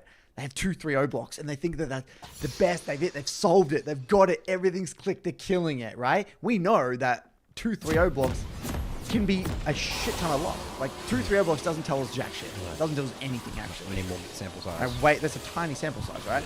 But if someone goes 6-0, think about that in terms of LP. You're going up over 1.5 divisions, right? People are going to get super excited. But we know what goes up must come down. And then again, that swing, but going upwards, what happens? People anchor all the time to a rank. If they climb from D3 to D1, in their mind, a lot of people assume they're a D1 player. They got to D1. I made it to D1. And then we know that that's then you have this label and you have something that, you know, latched onto that. This is what I was. So if I go down, I'm still that level. I'm so far away now from that D1 that I got, that I thought I was at. Like, again, you have so much further to fall. This could get sticky. Yeah, that's what I'm saying. And now I think what will happen over the years, or even across like maybe the course of a year and a half, is that I think the swings will become the norm and like people will adapt to that. Like because you know, we now understand that a swing of maybe 60, 70, 80 LP is kind of normal now. But, you know, now in the future... Like 120 might be 120, 150 LP might be more the norm. Yeah. And then we just become kind of numb to that because that's just normalized what happens. To it, Normalized to it. Because if I'm losing 200 LP now, you know, alarm bells are kind of ringing, something's going off here. But maybe now it doesn't necessarily mean the case. So that's kind of like what my thought was anyway. If there was a counter with how much we just said LP in this podcast, we should be going to podcast based on the BBC. A lot of LP. That was ridiculous. So, but yeah, it's good to. It's definitely very something we'll pay attention to. Right.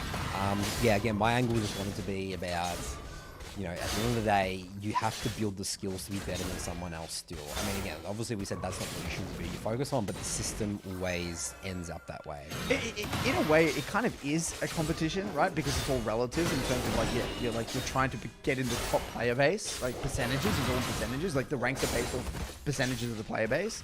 But it's better to treat it as if it isn't. Right, even though it theoretically is, you should pretend that it's not, and that it is versus you and yourself, because it kind of is versus you and yourself. It is. It's both. It is. And that's what the podcast is about. That's right. But again, it's all about realizing that, you know, the system is one gigantic competition. Right. if we all teleported ourselves back to season 3 and had season 3 skill level right now, then the ladder, the skill level of a diamond player would be completely different. That's right. All right, so do you want to have that conversation at MR, Curtis? What did you want to talk about with that? I was gonna, but We've I just think talked about too much. I think we gotta get out of that. We gotta That's a spread red it. zone. We gotta spread it out. It's sort of like I just recently watched the Harry Potters, right? Have you seen all the Harry Potters? Yeah. Do you know the one with like the Horcrux where like they have it around their neck, and then because the evil's like around them, they start getting like we've just had like a lot of evil, you know? Right, like, right. We've got to take it off. We gotta take it off. Yeah. You gotta, Right, get it off us. Gotta take it off. Too much LP. It was like the necklace, the necklace Horcrux. All right, my next topic here, Curtis. Wait, is that stolen? Is that stolen from the Lord of the Rings? What? That concept? Or the concept of like you're being around, or like Because like Frodo has the ring. Yeah. And like you like wears him down and he like gets all messed up. Yeah, that's a perfect analogy. Yeah, that's the analogy as well. Yeah, it's the same thing. Stolen? Well, it's not a huge part of it. That's a huge part of it. Right. I guess so. I guess we can say it's stolen. But yeah, that's probably a better one. We had the ring for way too long. If you're Lord of the Rings fans. Frodo spread it around. Yeah. All right. So my next topic here, if I get up, is a theme that we talk about. Curtis is about focus,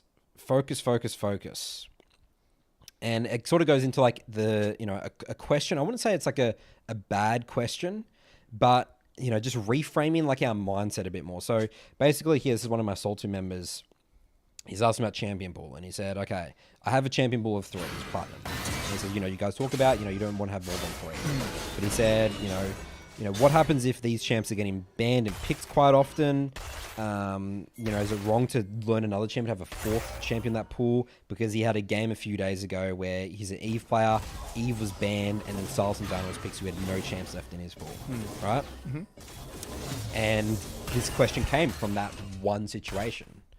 So going back to guys like focus and think about long-term dream, what I find that people where their questions come for League, it sort of comes back to the whole problem solve a mid-game that's like just so hard that we shouldn't even put our attention to. It's like, this is a 1 in like 50 or 1 in 100 game. It doesn't happen that often. That's the reality. I don't think I've ever really seen someone with a champion pool of 3. Yeah, if you have a champion pool of 3, yeah. It's not gonna happen enough to warrant us putting focus and energy to now being like, okay, I've got to learn another 4th champion in our pool.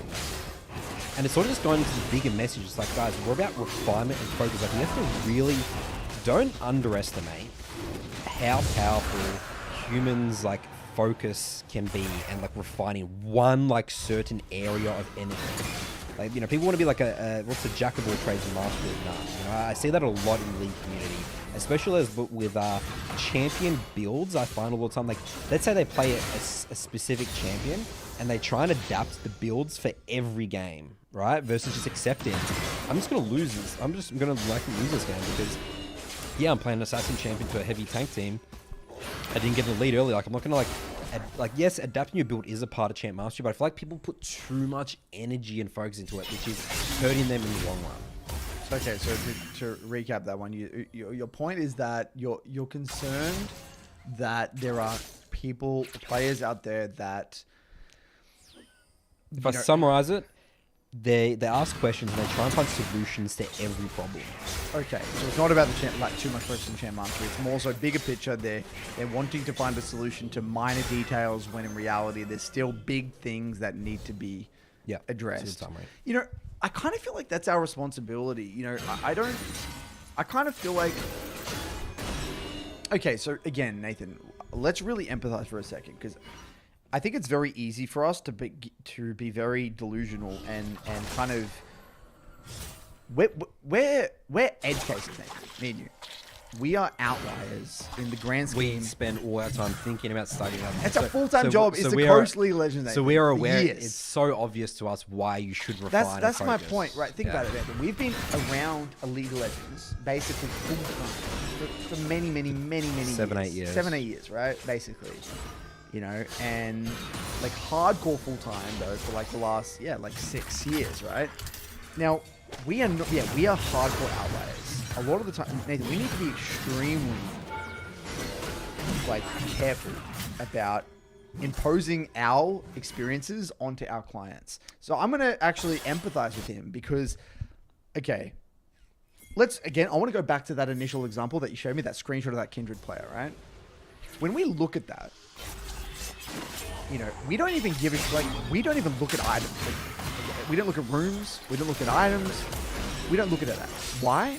Because we know, right, that the underlying decision-making of that Kindred in terms of the quality of the ganks, the quality of the win con assessment, the quality of just the processing of information on wave states, objectives, far outweighs that stuff. But why? Because we have done that and we have felt that. We have developed that skill. We know what the end result, we know what what's that quote? Like the fruit of our labor? Yeah. Is that what it's called? The fruit of our labor or something like that?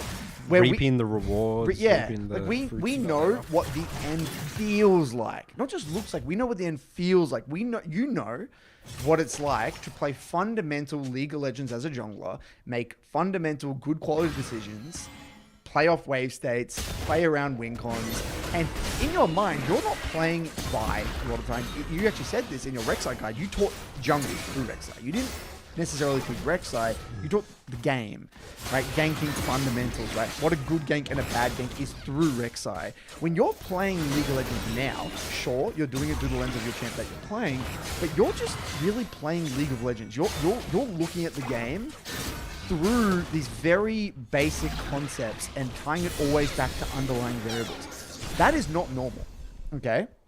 That is the equivalent of like the end game content of World of Warcraft dungeon that is for elite dungeoners that have completed everything and are looking at, you know, it's like, again, maybe even in chess when you get an elite grandmaster and they look at a chessboard and they can instantly they're not even looking at like the pieces, they're looking at the patterns and they're filtering out all this information that's unnecessary and getting straight to the point. That's why they're that good, right? Because they can filter out all that information.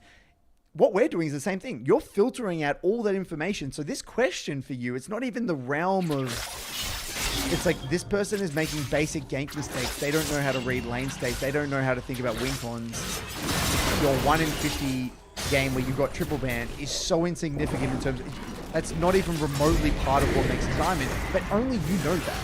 And it's our job to educate the audience, either through Dalton, Adelaide, the BBC, that there is this light at the end of the tunnel. There is this, like, we're selling a dream, really. We're selling this hope that if you tick all these boxes, you'll become... have a process. You'll become a very good player and you'll have a lot of fun with the game. Like, really what we're doing here is we're selling this idea of what happens when you follow this process and you tick all these boxes. And only the people that have made the other side, like again, tying back to the start where we said, when someone feels the fundamentals and they have that great first 8 minutes, until they've felt it really is just a dream. It is, because they haven't experienced that. They haven't experienced it. We're selling that opportunity, and we're just salesmen of this like idea of how to play League of Legends. So I empathize with him, and I think that yes, it can, for us, it's very easy for us to get frustrated when we see these questions, but I kind of empathize because it's just like, it makes sense. It does. It really does make sense. Because we are by nature, we love, especially certain type of people, just solving problems. Like, okay, you know, if I find the solution to this, like, that's very, you know, we just want to solve the problem that's in front of our face right now. That's right. A very good, yeah, beautiful. We can't think, we don't know what we don't know. No. He doesn't know what it's like to play beautiful League of Legends yet. Right? He's on that journey. So I think this is a wake-up call for us, right? I think it's a great reminder that we can be very detached from what the average person's journey can be like. And we got to hold ourselves to a high level and be accountable and make sure that we, you know, really try and empathize with these players. They're not there yet. And we need to understand, it's our job to gauge where in that journey they are. And I found myself doing that so much. Like, I think I've got better at it over the years, but still to this day, I'll be like, you know what? You have to catch yourself. You got to catch yourself. You do. Like, you really do. And I'll be honest, like, we only have so much patience. Like, if you told that guy, right, 10 times the same message and it's still going on, then obviously, you know, you're probably not going to have any more patience. Your patience is gone. But if it's a new player and you have he has a new solving. Right. And I find myself using patience to do something in the lane category sometimes as well.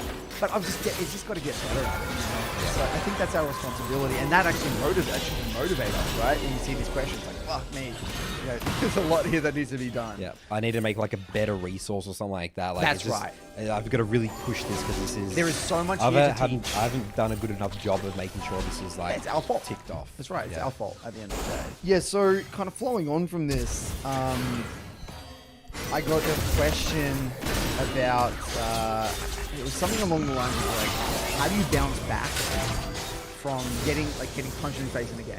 Right? You have a plan, something doesn't go your way. Chaos. Pure Right? chaos. Yeah. And we kind of went into the weeds here, and I feel like this is a weakness of mine that I want to talk about, and something that I got really great advice from someone in the Midnight Academy. Really good advice, and I kind of want to share that too.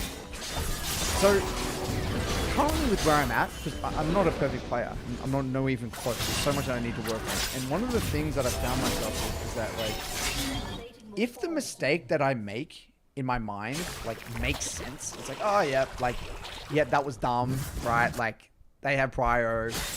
I didn't ward and lean. I missed that support roam. Like if it's something that just makes sense to me, I don't really get that.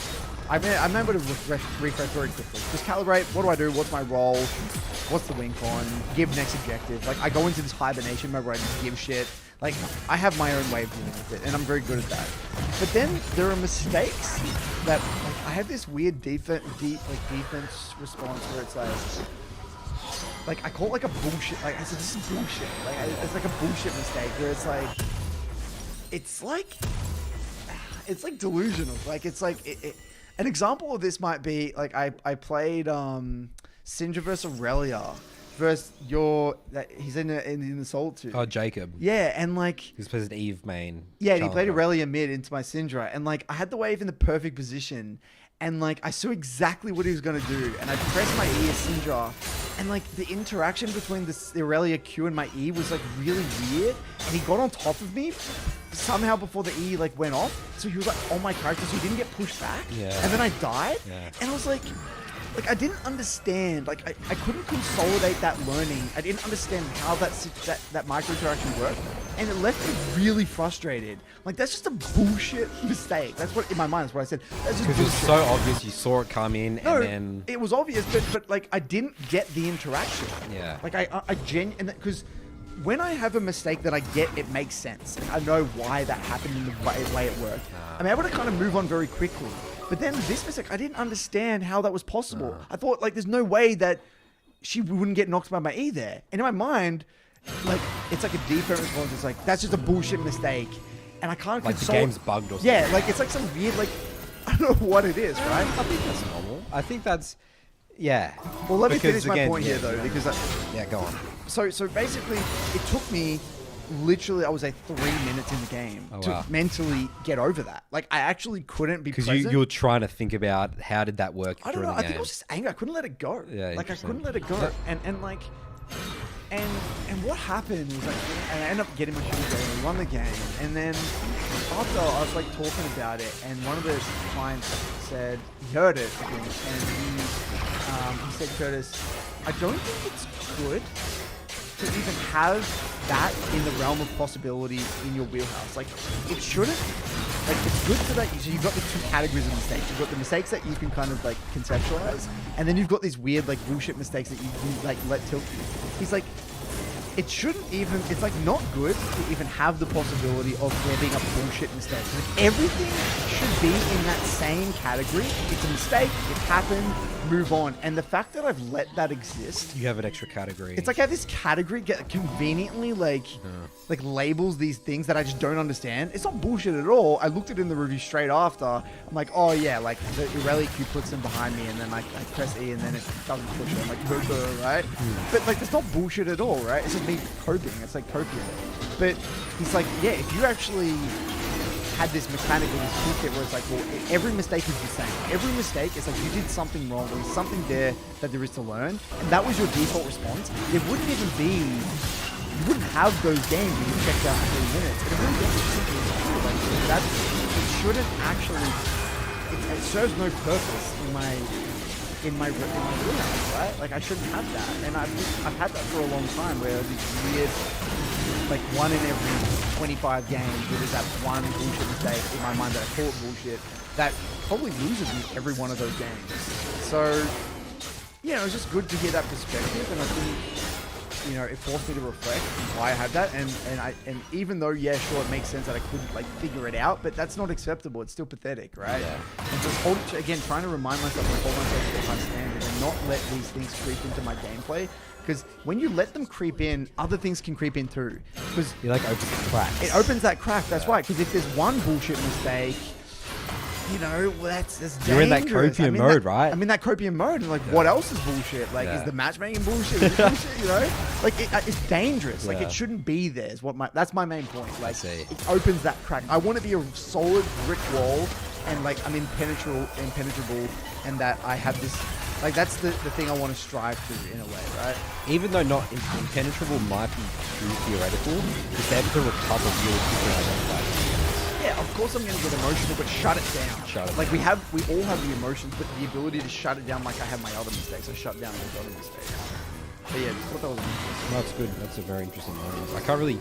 I guess you're always having interactions all the time. I can't really remember the last time something I didn't understand for interaction. Like Aurelia jumps on me, I'm Rek'Sai, just instant cover. I don't even do anything. Right. There's no, like, you haven't had any interaction. No, like, it's just the nature of jungling. We're just not fighting all the time. Alright, so this is, we always have got a new segment about exploring Reddit. It's Summoner School, specifically.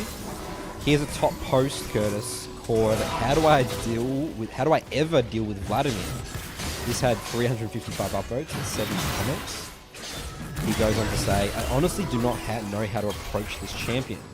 One of the best scaling champs in the game, so I have to win lane, out-sustains my poke before first back, 100 to 0 tower dives with before mythic, and it's not even close.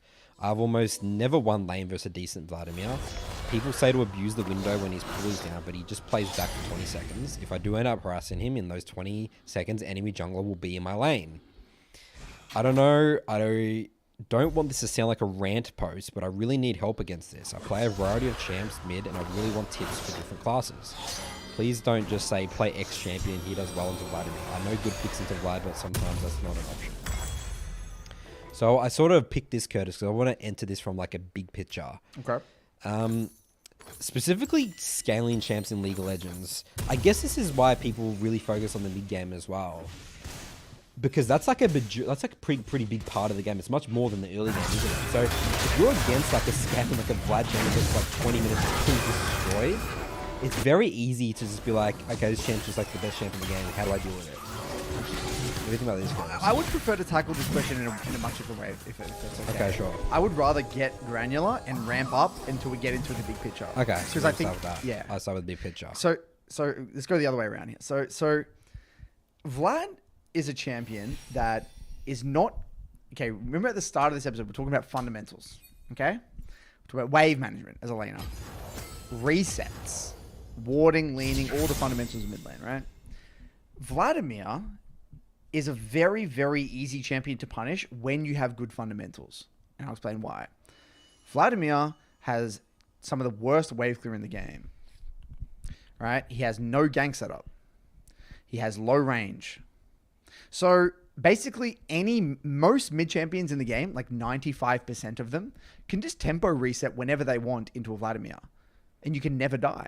If you are good, if you understand the fundamentals of the game as a laner, you will never have problem into Vladimir, period.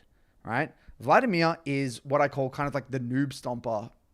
I don't want to, it's a very general statement because he can be good in high elo as well, as proven by Elite 500, but he is a problematic champion for many lower elo players because of that very reason. He punishes poor fundamentals, period. Right? I guarantee you this player does not have good fundamentals, doesn't really know how to manage waves, doesn't know how to get a good